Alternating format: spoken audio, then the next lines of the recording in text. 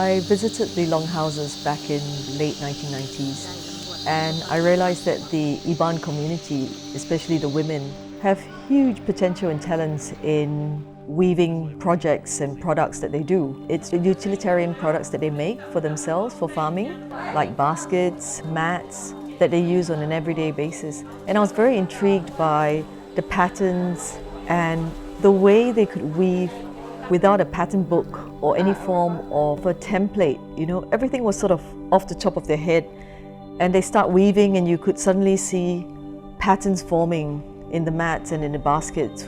I'm not a weaver.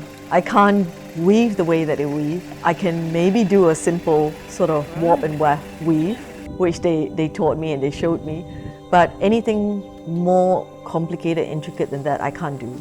So in 2016, I mooted the idea of a project with them.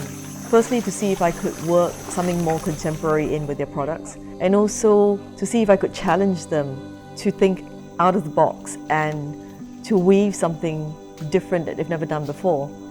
I look at what they can make, what they already make, the patterns that they make, and find a way to basically deconstruct their product and reconstruct it again into something more contemporized that I design for them, or I tell them roughly, say for example, a round mat, and we want patterns all over it, but the patterning is up to you. So you decide on the patterning, but this is the idea of what it is.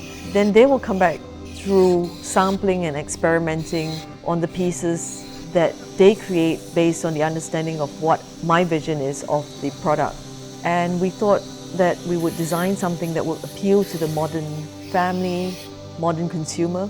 So in 2016, I mooted the idea of a project with them. Firstly, to see if I could work something more contemporary in with their products, and also to see if I could challenge them to think out of the box and to weave something different that they've never done before. So we designed table mats, which were much smaller pieces of the mats that they were weaving for the floor, and we made it out of box straps so that it could be washed down for hygiene reasons, and that was a very successful project. So then I got spurred on to do a second project with another longhouse, and with the second longhouse we designed a different product completely. We did an upcycle project, so we took discarded fan covers and we got them to do a weaving project on that, weaving trays out of discarded fan covers. We took that product and we also evolved it into other things like a sculpture and also tables, side tables out of that fan cover. And also later on we evolved from box strap into a mixed media. So what was exciting for me working with the community is being able to evolve their traditional crafts into something a little bit more modern contemporary, but still using traditional skills and traditional patterning that they had the knowledge of, but making the products now appealing to a modern consumer.